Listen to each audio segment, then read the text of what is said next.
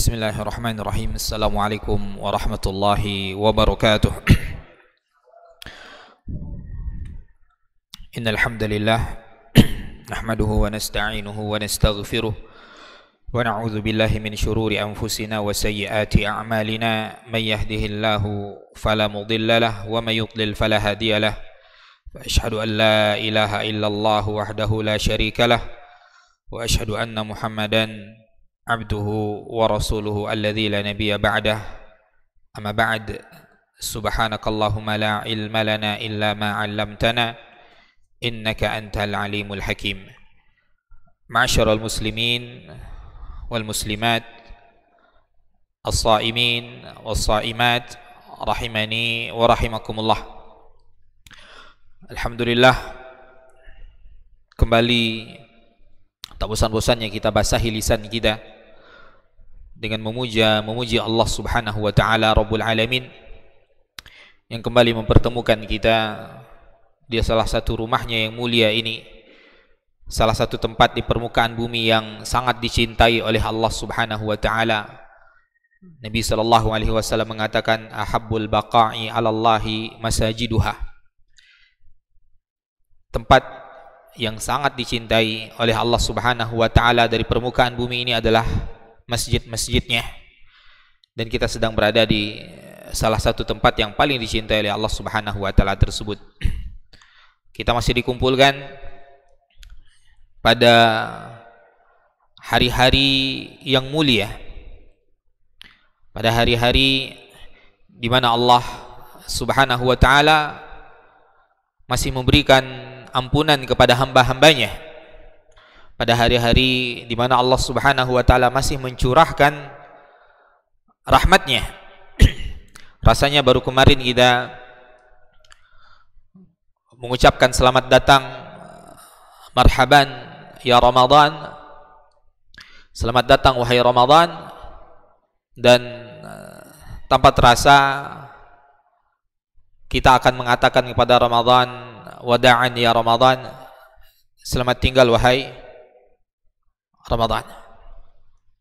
Begitulah sunnatullah, pada setiap permulaan pasti ada akhiran, pada setiap perjumpaan pasti ada perpisahan. Maka ma'asyiral muslimin wal muslimat, rahimani wa rahimakumullah, Ramadan akan segera berakhir dalam hidup kita, dan Ramadan pasti akan kembali di tahun-tahun yang akan datang selama kiamat belum terjadi. Namun yang tidak pasti, apakah kita kembali dapat berjumpa dengan Ramadan atau tidak, dapat kembali diberikan nikmat oleh Allah Subhanahu wa taala untuk bertemu dengan Ramadan atau tidak. Maka berbahagialah hamba-hamba Allah Subhanahu wa taala yang benar-benar memaksimalkan dirinya, memaksakan dirinya untuk melakukan berbagai macam ibadah dan ketaatan kepada Allah selama hari-hari yang mulia ini.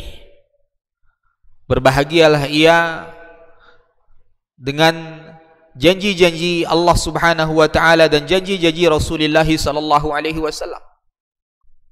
Merekalah yang kelak berhak untuk berbahagia di hari raya Idul Fitri dan ketika berjumpa dengan Allah Subhanahu wa taala. Karena Nabi sallallahu alaihi wasallam mengatakan, lis-shaim farhatan. Bagi orang yang berpuasa ada dua kebahagiaan. Farhatun 'inda fitrihi wa farhatun 'inda liqa'i rabbih. Kebahagiaan pertama adalah kebahagiaan tatkala ia berbuka, tatkala ia berhari raya Idul Fitri. Dan kebahagiaan yang kedua adalah tatkala ia berjumpa dengan Allah Subhanahu wa taala. Yang menjadi tanda tanya yang harus kita tanyakan pada diri kita masing-masing, dengan kualitas ibadah kita saat ini, apakah kita adalah orang yang layak berbahagia setelah Ramadan ini berlalu atau tidak? Ma'asyiral muslimin wal muslimat, rahimani wa rahimakumullah. Ramadan akan segera berakhir, hari-hari yang penuh kenyamanan dan kenikmatan ini akan segera berakhir, namun ia belum berakhir. Namun Ramadan belum berakhir. Jangan dikarenakan hanya tersisa 2 atau 3 hari daripada Ramadan, lantas kita bermalas-malasan beribadah. Kita sudah salah fokus. Fokus kita persiapan Idul Fitri, sehingga kita tidak lagi fokus untuk beribadah pada sisa-sisa waktu yang sangat berharga ini. Demi Allah, jika Ramadan tidak tersisa dalam hidup kita kecuali hanya 1 detik, 1 detik itu adalah detik yang sangat berharga, yang kalau kita maksimalkan, bisa jadi 1 detik tadi akan membuat perubahan dalam kehidupan kita setelah Ramadan. Namun sayang, kaum muslimin, kebanyakan kita semakin penghujung, semakin berada di akhir daripada bulan Ramadan, bukannya semakin bersemangat, kita semakin loyo dalam beribadah. Fokus kita sudah berubah. Padahal bisa jadi ampunan Allah itu berada pada akhir, detik-detik terakhir daripada bulan Ramadan yang agung dan mulia ini, ma'asyiral muslimin wal muslimat. Bisa jadi malam Lailatul Qadar itu terjadi nanti malam, dan kita tidak tahu. Maka bagi seorang muslim, selama Ramadan masih tersisa, tidak ada kata untuk tidak bersemangat dalam beribadah kepada Allah Subhanahu wa taala. Al-ibratu bikamalin nihayah, la binuqsanil bidayah. Para ulama kita mengatakan apa? Yang menjadi standar itu adalah kesempurnaan dari akhir ibadah kita, bukan kekurangan di awal ibadah kita. Kalau kita dari awal, ya yang di awal Ramadan sampai hari ini bacaan Al-Qur'annya belum maksimal, sedekahnya belum maksimal, qiyamul lailnya belum maksimal, kebajikan-kebajikannya belum maksimal, maka masih ada sisa-sisa hari daripada hari-hari yang mulia ini untuk menyempurnakan apa yang tidak maksimal di awal. Karena detik-detik ini masih detik-detik yang sangat berharga. Detik-detik ini detik-detik yang Allah Subhanahu wa taala masih mencurahkan ampunannya. Allah masih mencurahkan kasih sayangnya. Allah Subhanahu wa taala masih memberikan kepada kita kesempatan untuk memperbaiki keadaan kita, memperbaiki diri kita, agar ketika Ramadan berlalu kita berharap dosa kita diampuni oleh Allah Subhanahu wa taala.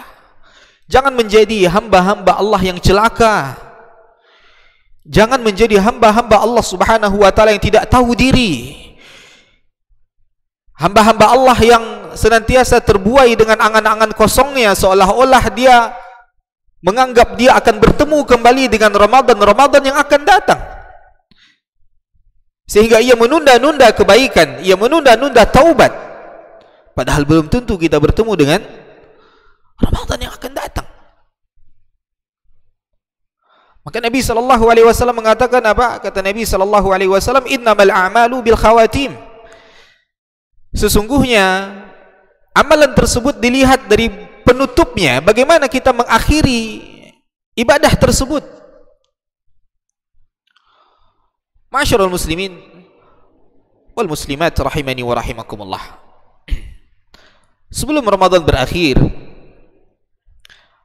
ada satu hal yang sangat dikhawatirkan oleh generasi terbaik daripada umat ini,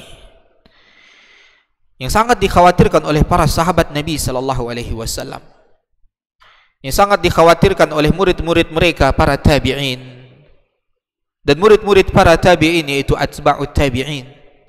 Generasi terbaik daripada umat ini menjelang berakhir daripada bulan Ramadan, ada satu hal yang sangat mereka khawatirkan. Apa itu? Itu mereka sangat khawatir Ramadan berlalu sedangkan ibadah yang telah mereka usahakan selama Ramadan tidak diterima oleh Allah Subhanahu wa taala. Apa yang mereka khawatirkan? Yang sangat mereka khawatirkan, ketika Ramadan berlalu, ibadah yang telah mereka maksimalkan, ketaatan yang telah mereka kerjakan dengan berletih, ternyata nanti kelak ketika dihadapkan di hadapan Allah hanya akan menjadi haba'an mansurah, hanya akan menjadi butiran-butiran debu yang berterbangan. Ini yang paling dikhawatirkan oleh generasi terbaik daripada umat ini. Makanya sering sekali kita mendengarkan ucapan daripada guru daripada Imam Muslim, itu Al-Imam Yahya bin Abi Katsir rahimahullahu ta'ala. Beliau katakan, apa kanu yad'una Allah sittata ashhur ayyuballighahum Ramadan. Bahwasanya dahulu para sahabat Nabi SAW, mereka senantiasa berdoa 6 bulan lamanya sebelum Ramadan agar mereka diperjumpakan dengan bulan Ramadan. Wa yad'una Allah sittata ashhur ay yataqabbala minhum. Dan 6 bulan berikutnya mereka berdoa kepada Allah agar Allah menerima apa yang telah mereka kerjakan. Padahal siapa mereka? Dan siapa kita? Mereka adalah orang-orang yang keimanannya jauh di atas keimanan kita saat ini. Mereka adalah orang-orang manusia terbaik setelah para nabi dan para rasul. Ibadah mereka jauh di atas rata-rata ibadah kita saat ini. Namun mereka sangat khawatir ibadah mereka tidak diterima oleh Allah Subhanahu wa taala. Sedangkan kita sudahlah ibadahnya tidak maksimal dan juga tidak terlalu berkualitas. Kita merasa kita orang soleh, kita merasa kita orang taat, kita merasa kita orang yang sudah maksimal terhadap Ramadan yang mulia ini. Nikmat Ramadan adalah nikmat yang kelak akan Allah tanyakan kepada kita pada hari kiamat. Allah akan minta pertanggungjawaban kita. Madza amilta fih? Apa yang kau lakukan selama Ramadan? Allah akan tanyakan nikmat ini. Karena Ramadan adalah nikmat yang Allah berikan kepada hamba-hambanya. Bagaimana tidak nikmat? Di awal-awal Ramadan selalu kita mendengarkan hadis Nabi SAW, "Iza jaa Ramadan", apabila datang Ramadan, futihat abwabul jannah, dibuka pintu-pintu surga. Walam yughlaq minha babun, tidak ada satu pintu pun yang ditutup oleh Allah Subhanahu wa taala.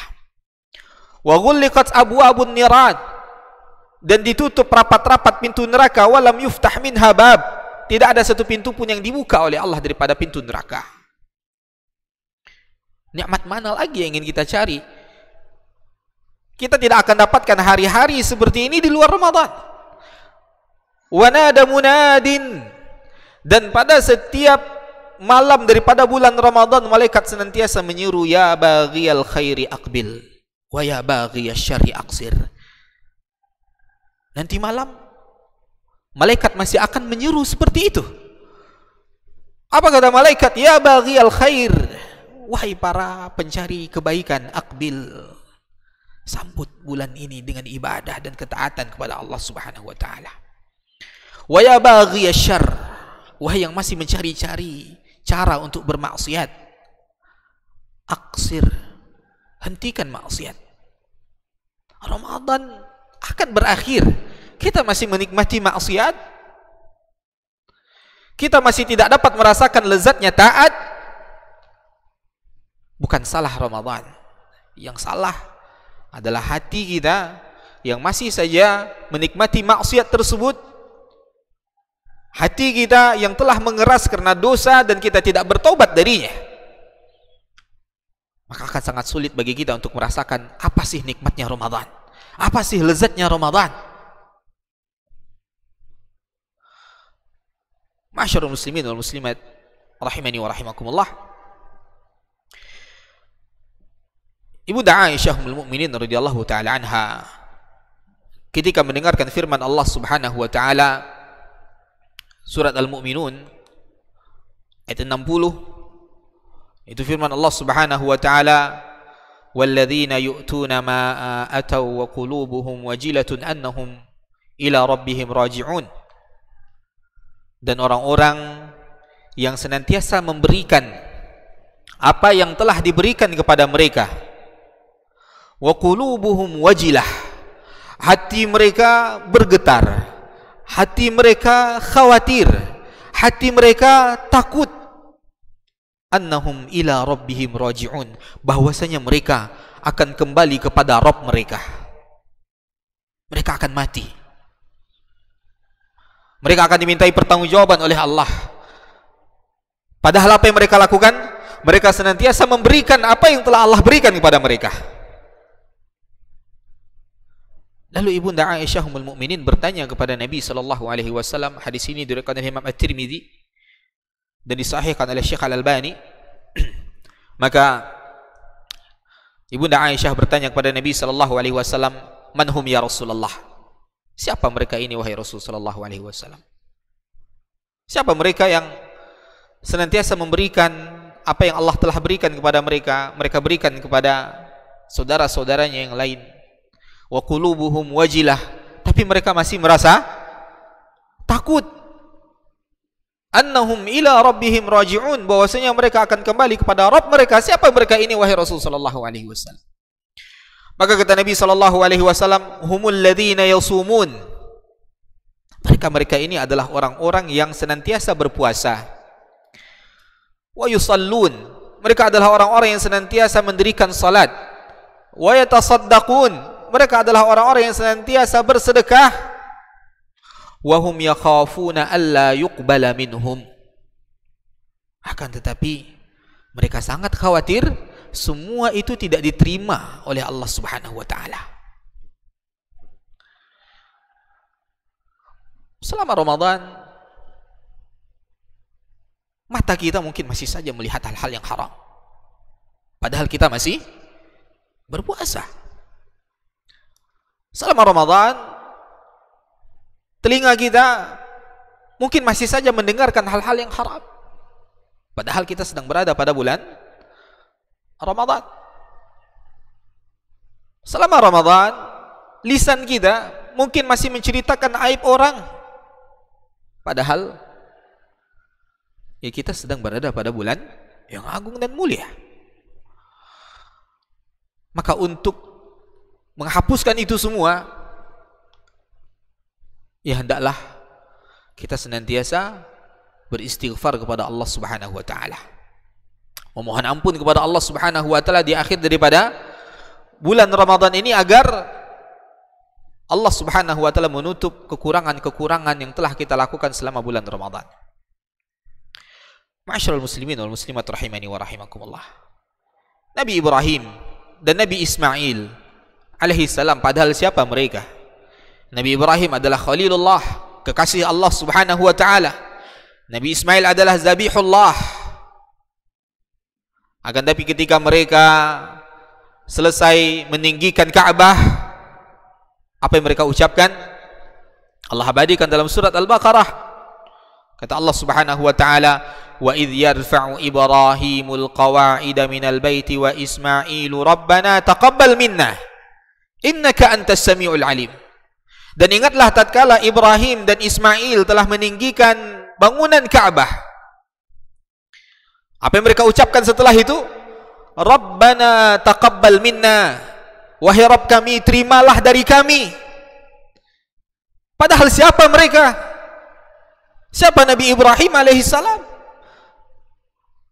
Nabi Ibrahim Khalilullah, kekasih Allah Subhanahu wa taala, yang mereka kerjakan membangun Ka'bah, amalan yang sangat agung, amalan yang sangat mulia.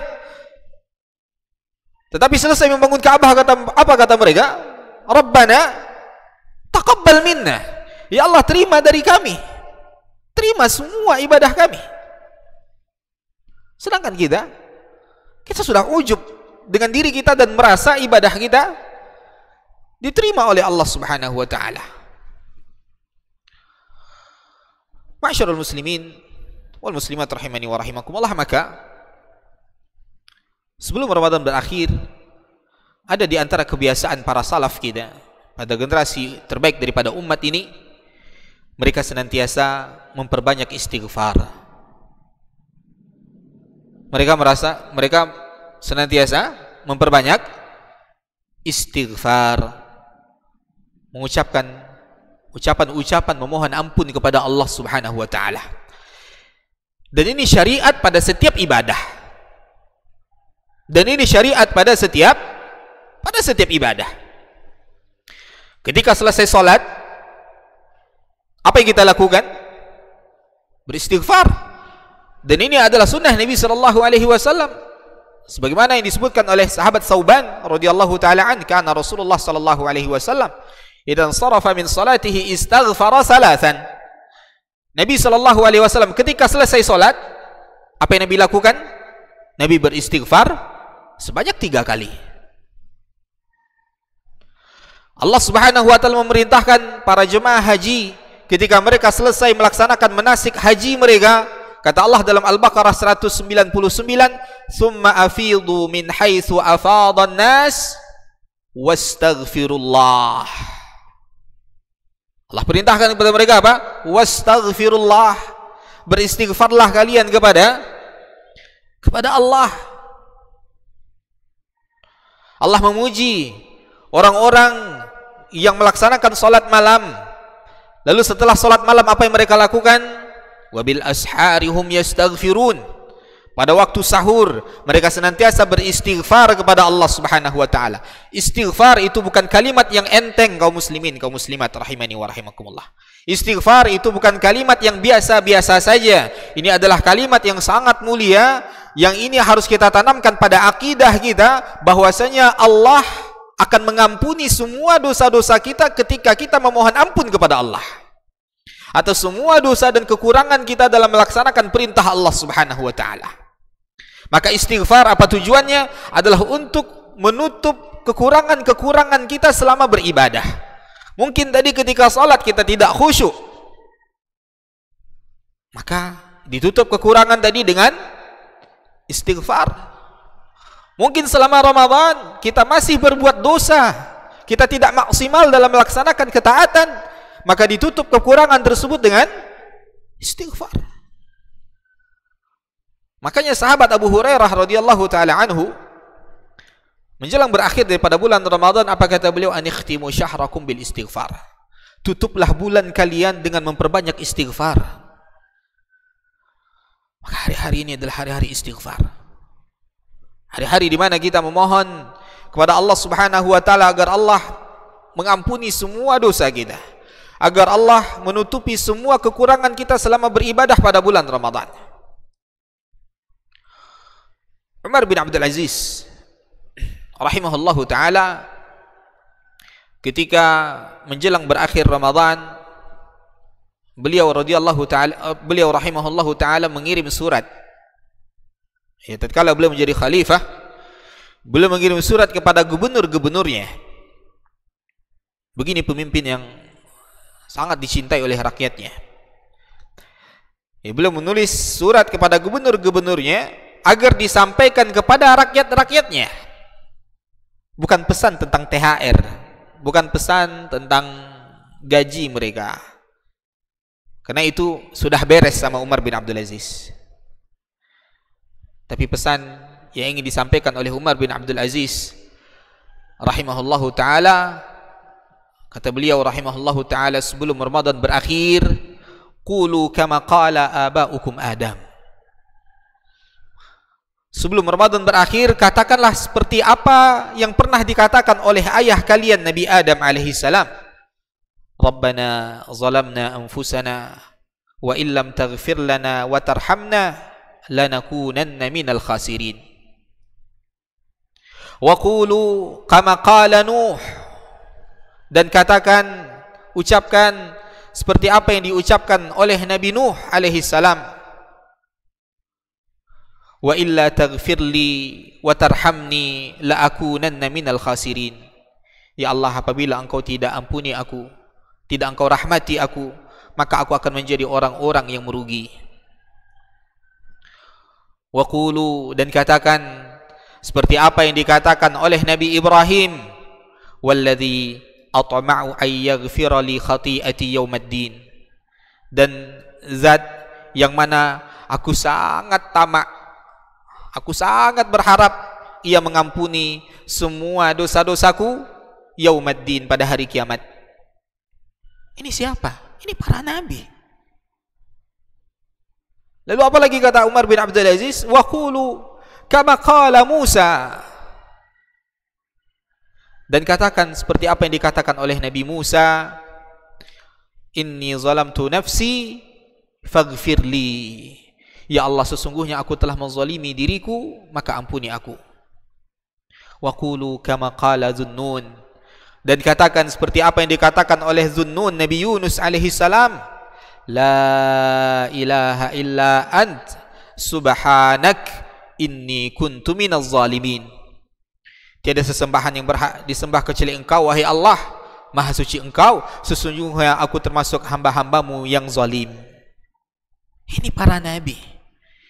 Ini para nabi, manusia-manusia terbaik, manusia-manusia yang paling dicintai oleh Allah Subhanahu wa taala.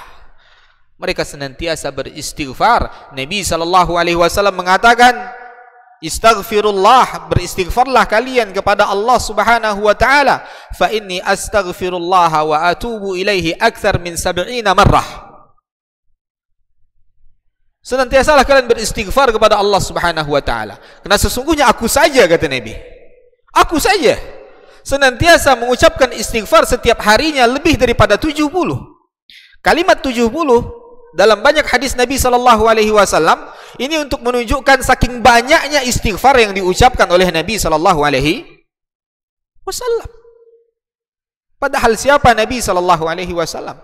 Nabi adalah manusia yang dosa-dosanya yang telah diampuni oleh Allah Subhanahu wa taala, baik yang telah berlalu maupun yang akan datang. Nabi adalah manusia yang maksum. Para nabi, para rasul adalah orang-orang yang ketika melakukan kesalahan-kesalahan mereka langsung dimaafkan oleh Allah Subhanahu wa taala. Mereka tidak punya kesalahan di sisi Allah, tapi mereka senantiasa beristighfar. Mereka senantiasa memohon ampun kepada Allah Subhanahu wa taala. Dalam surat Al-Kahfi, ya Allah menyindir orang-orang yang menganggap bahwasanya ibadahnya sudah sempurna, padahal ibadahnya tersebut ketika dihadapkan oleh Allah Subhanahu wa taala tidak ada apa-apanya. Kata Allah Subhanahu wa taala, qul hal nunabbiukum bil akhsarina a'mala, katakanlah wahai Muhammad, maukah kami tunjukkan kepada kalian orang-orang yang paling merugi amalannya? Siapa mereka?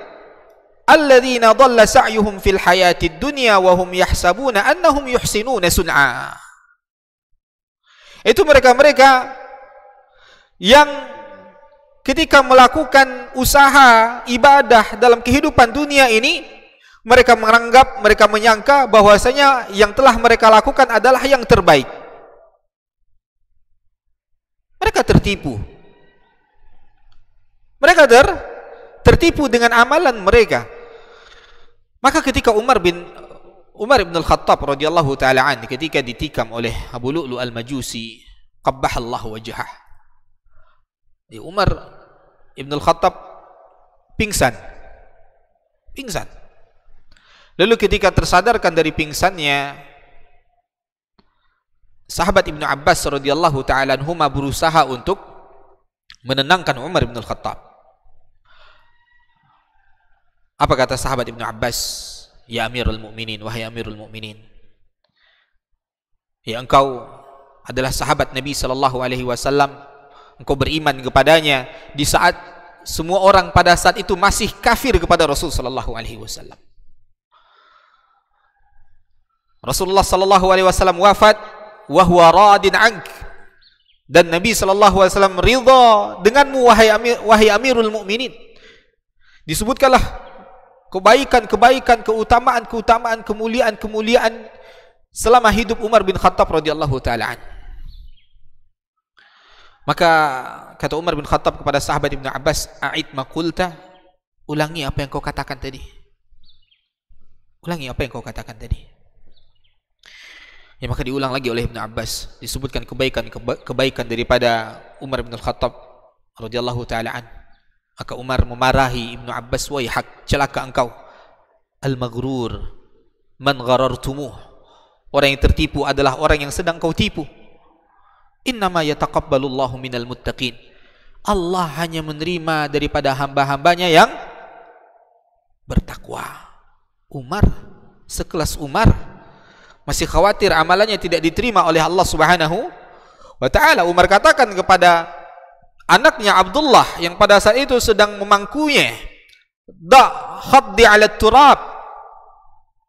Wahai anakku, letakkan pipiku ke tanah.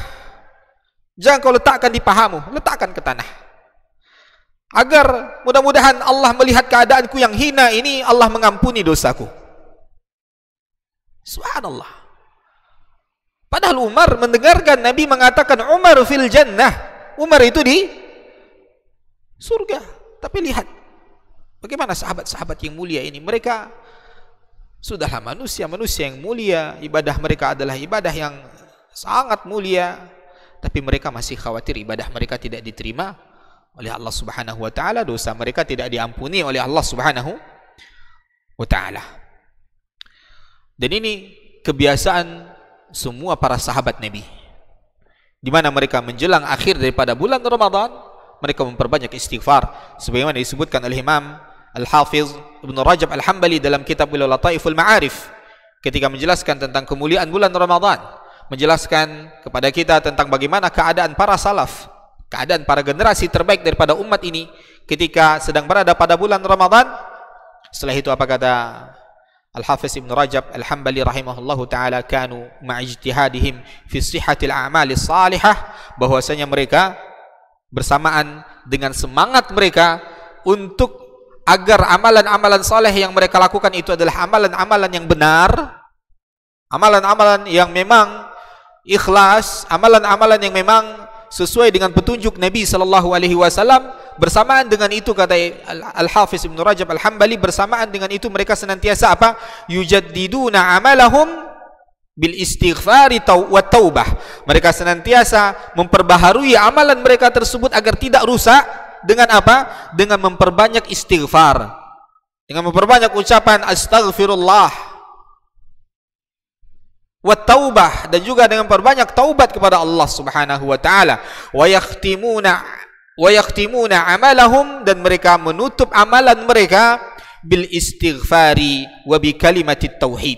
Mereka tutup ketika mereka selesai melakukan amalan ibadah, mereka tutup ibadah mereka tersebut dengan istighfar, dengan ucapan-ucapan kalimat-kalimat tauhid, agar Allah Subhanahu wa taala mengampuni kesalahan mereka, mengampuni kekurangan-kekurangan mereka selama melaksanakan ibadah tersebut.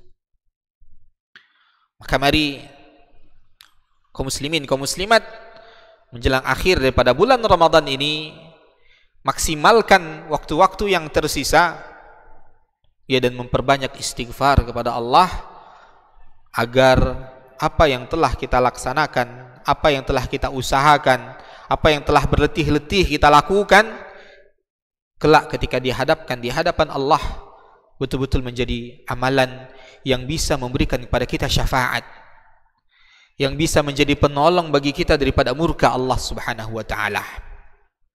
Dan juga jangan lupa untuk mengeluarkan zakat fitrah kita. Zakat fitrah diwajibkan oleh Nabi sallallahu alaihi wasallam pada setiap kaum muslimin selama mereka masih memiliki kelebihan daripada makanan mereka.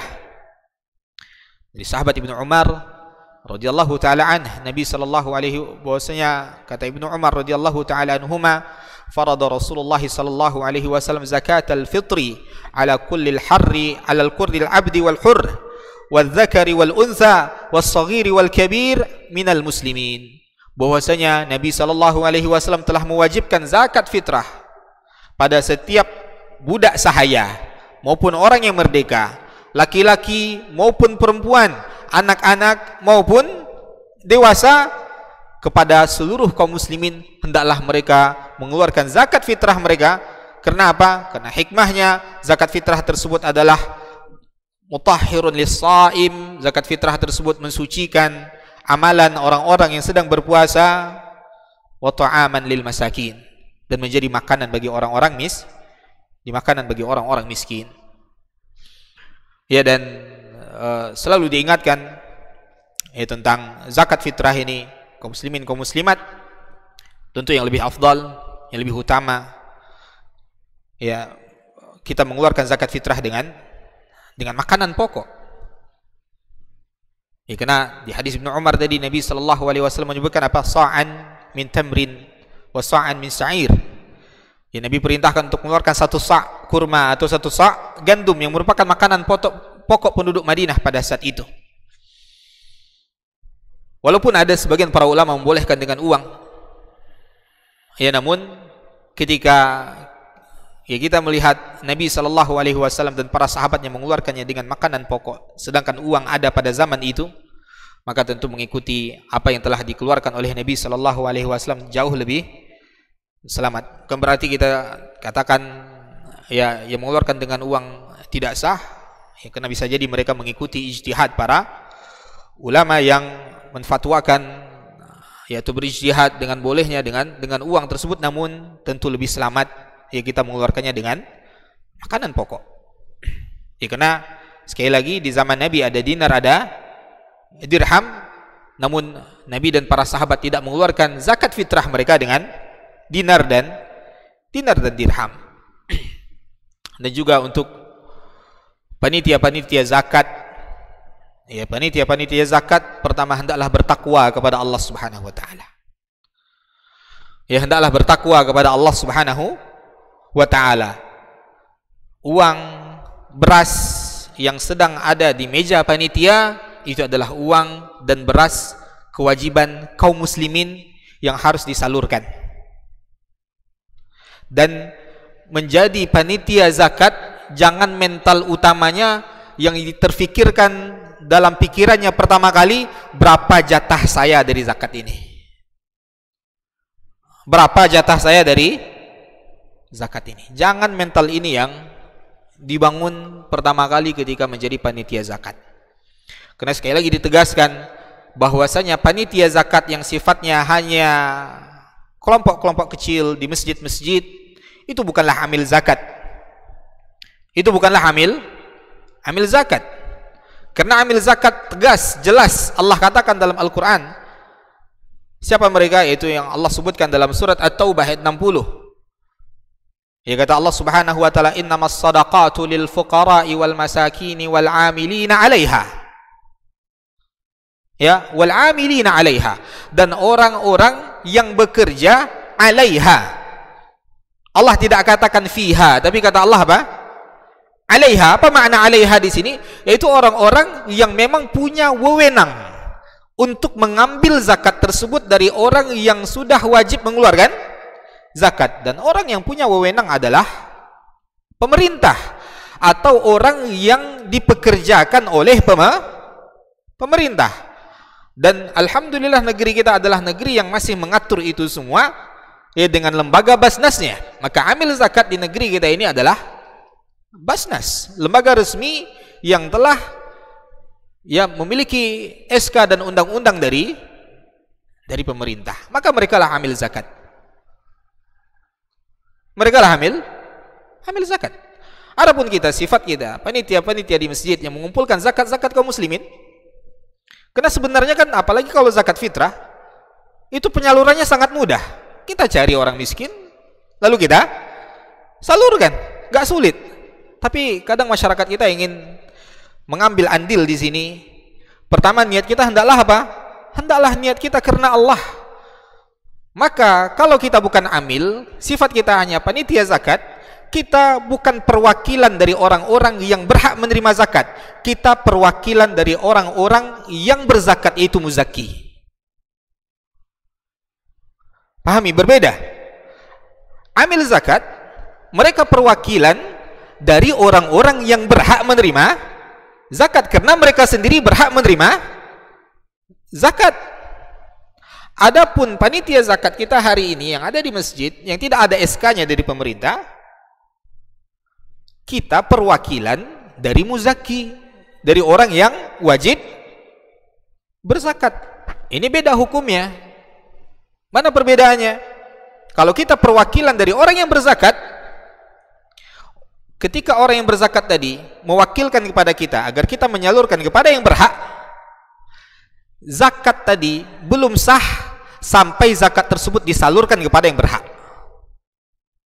Sampai zakat tersebut disalurkan kepada yang betul-betul berhak. Adapun amil zakat, ketika zakat kita serahkan kepada amil zakat, sudah sah zakat tersebut. Zakat tersebut sudah sah. Terserah amil zakat mau bagikan kapan, terserah mereka. Yang penting zakat kita ketika telah sampai kepada mereka, zakat kita sudah sah. Kenapa? Karena mereka perwakilan dari orang-orang yang berhak menerima zakat.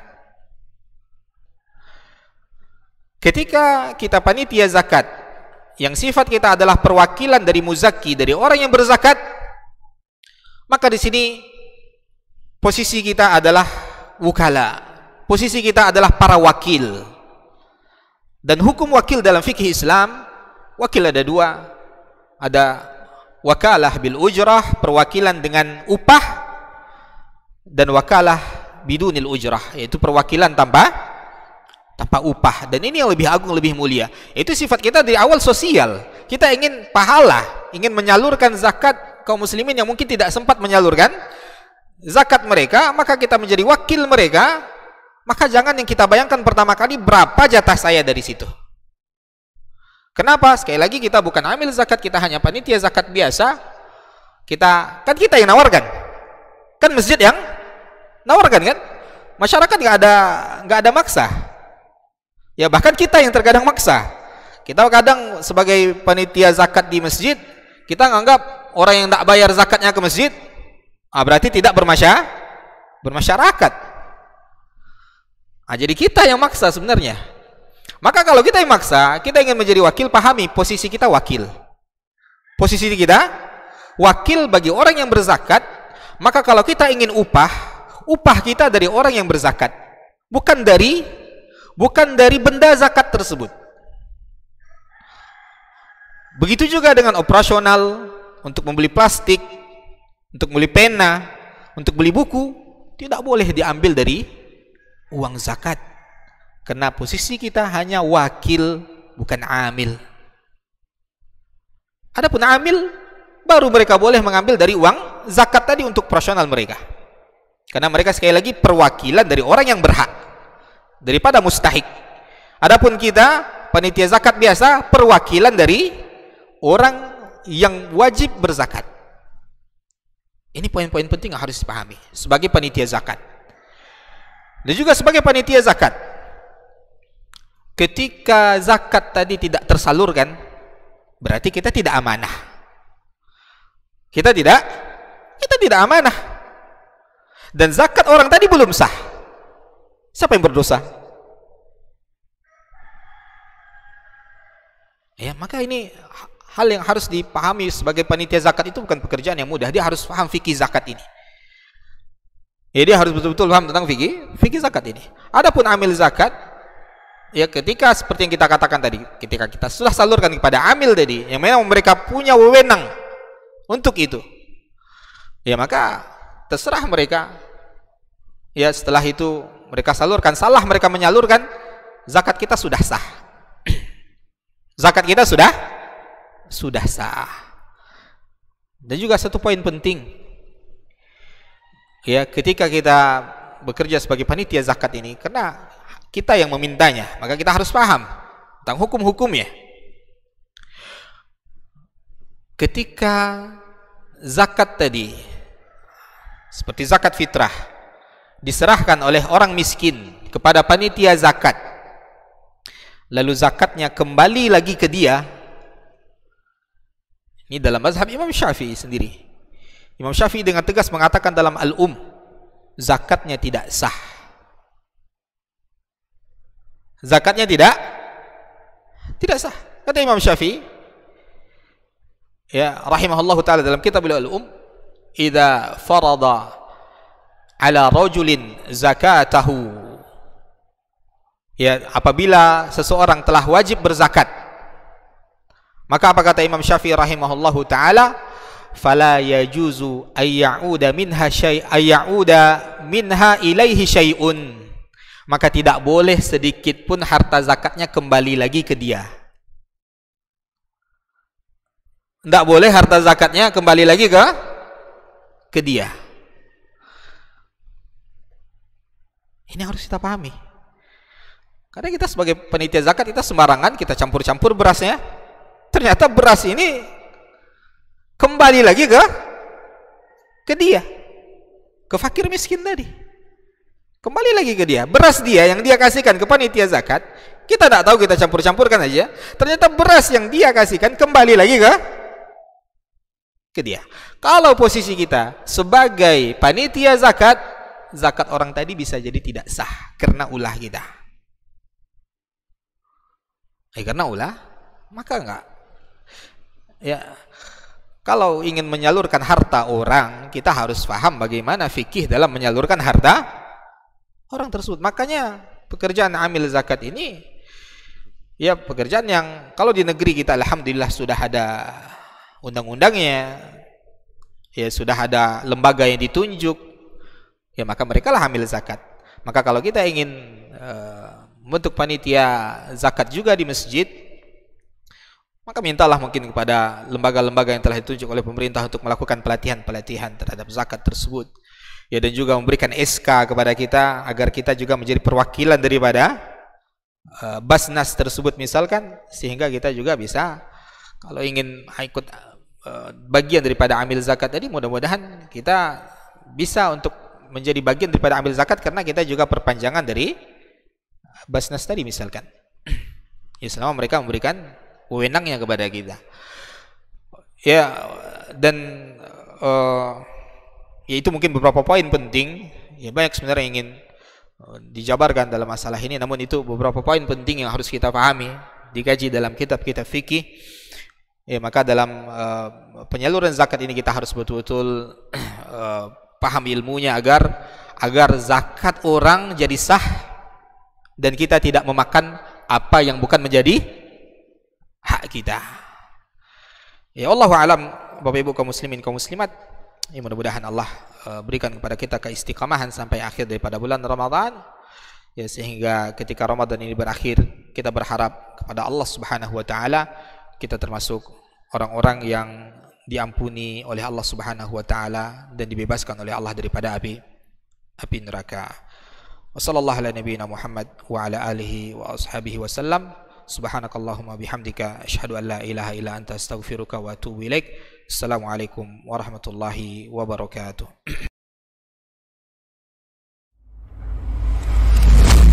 Di kalau Umar ini subhanallah, yang diinginkannya itu generasi-generasi luar biasa, orang-orang hebat. Lalu kemudian apa yang dilakukan oleh Umar? Fa'asta'miluhum fi ta'atillah, aku gunakan mereka ini di dalam ketaatan kepada Allah. Ketika kaum muslimin itu memiliki penyakit namanya wahan, yaitu hubbud dunya wa karahiyatul maut, cinta dunia dan takut akan kematian. Lalu Nabi menjawab dengan yang lebih penting. Apa itu? Madza a'adatta laha, apa yang engkau siapkan untuk kiamat itu. Bin Sulaiman tadi, inti yang bisa kita ambil apa? Solehkan diri kita. Solehkan diri kita sebelum mencari rezeki. Karena kalau kita tidak soleh, kalau kita tidak bertakwa kepada Allah Subhanahu wa ta'ala dalam mencari rezeki itu akan terasa sulit.